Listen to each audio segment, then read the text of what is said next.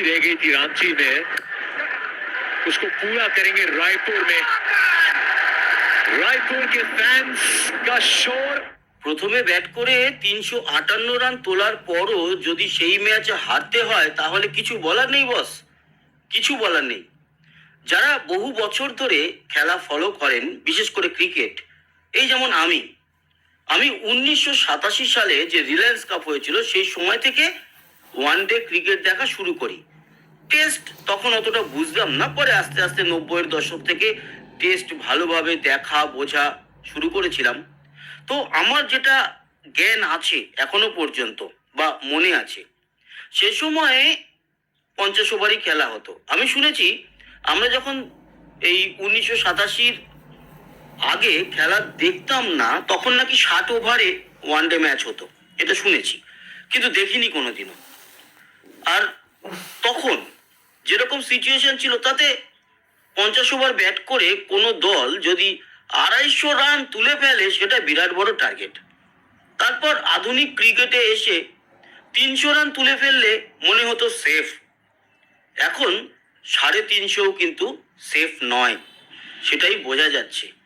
আগামী দিনে আরো যখন ক্রিকেট আধুনিক হবে, আমার মনে হয় 450-500 ওয়ানডে ক্রিকেটে রান উঠলে সেটাও আনসেফ হয়ে যাবে। না হওয়ার কিছু নেই, কারণ 20 ওভার মানে টি-20 ম্যাচে যদি প্রায় 300-র কাছাকাছি টার্গেট হয়ে যায় তাহলে 50 ওভার ম্যাচে আগামী দিনে 500 টার্গেট হতেই পারে, এবং হাসতে হাসতে কোনো দল সে 500 টার্গেটও পেরিয়ে যেতে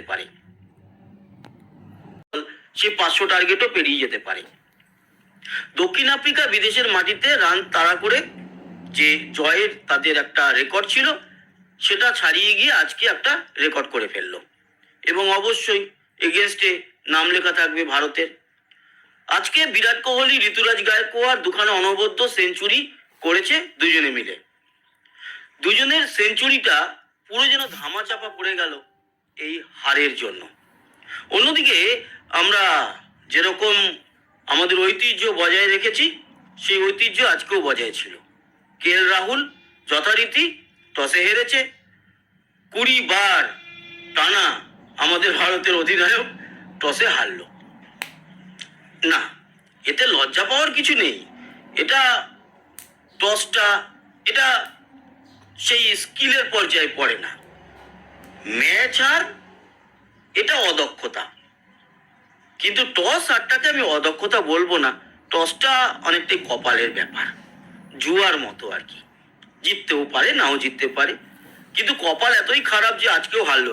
হারার সময়কার একটা মুহূর্ত আমি রেকর্ড করেছি, আপনাদের দেখাই। এই যে দেখুন, তুললো, তোলার পর আজকে টেম্বা বাবুমা ক্যাপ্টেন ছিল, মুখটা দেখুন, মুখটা দেখুন, হাসি নয়, ও নিজের মধ্যে নিজেই একটা হাসি অটোমেটিক্যালি বেরিয়ে এসেছে যে এটা শুধু ওর নয়, এটা আমাদেরও প্রত্যেকের মুখে হাসি। মানে এই হাসিটা কিন্তু আনন্দের হাসি নয়, এটা আনন্দের হাসি নয়। এই টস হারতে হারতে আমরা আমাদের নিজেদের প্রতি এত বিতৃষ্ণা এসে গেছে যে টস হারার পর এই টাইপের একটা হাসি আমাদের সবার মনের মধ্যে, তো জানতাম আর কি, এই টাইপের হয়েছে। এই হাসি আনন্দের হাসি নয়, খুশির হাসি নয়, সেটা কেএল রাহুলেরও মুখে ফুটে উঠেছে। যাই হোক, শুরুতে যেই কয়েকজনকে নিয়ে আলোচনা না করলেই নয়, তারা হচ্ছে গিয়ে বিরাট কোহলি, ঋতুরাজ গায়কোয়াড়, কেএল রাহুল এবং এডেন মাকরাম। এদের মধ্যে 3 জন সেঞ্চুরি করেছে। প্রথম সেঞ্চুরি আজকে আসে ঋতুরাজ গায়কোয়াড়ের ব্যাট থেকে। ভালো খেলেছে, কিন্তু প্রথম দিকে নড়বড়ে ছিল, ওই হাতে লেগে পিছনে 4 কিংবা ওই বাঁচাতে গিয়ে একটু ঠুকেছে, 6 হয়ে গেছে, এরকম কপাল সাথ দিয়েছে, ওই যে জুয়ার মতো অনেকটা বলা যেতে পারে। বাট তারপর ধরে নিয়ে অনবদ্য আগের দিন বলেছিলাম, গতকালকেই বলেছিলাম যে 11 কি হতে চলেছে, বলেছিলাম এই প্রবাবল 11 তাতে কোনো পরিবর্তন হবে না, এবং সেটাই হয়েছে, কোনো পরিবর্তন হয়নি। আমার মনে হয় আজকাল রাহুল মানে ক্যাপ্টেন এবং গৌতম গম্ভীর হয়তো আমার ভিডিও দেখছে। জোকস অফ পার্ট, যেটা ভেবেছিলাম সেটাই হয়েছে। এবং ঋতুরাজ গায়কোয়াড়কে বলেইছিলাম যে একটা ম্যাচে দেখেই সরিয়ে দেওয়া উচিত নয়। সেটা মানে হেরেছে বলে তাই নয়, রানটা তো তুলেছে, সবাই তো আর সেঞ্চুরি করেনি। প্রথম সেঞ্চুরি তো ঋতুরাজের ব্যাট থেকেই এসছে, তাই ঋতুরাজ গায়কোয়াড়কে রাখাটা বুদ্ধিমানের কাজ হয়েছিল।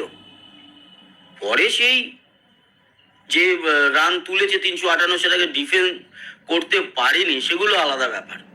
বাট ঋতুরাজ গায়কোয়াড় আজকে প্রথম সেঞ্চুরি ভারতকে এনে দেয়। দ্বিতীয় সেঞ্চুরি করে আমাদের বিরাট কোহলি। আবারও পরপর দুটো ম্যাচে ঋতুরাজ গায়কোয়াড় করেছিল 105,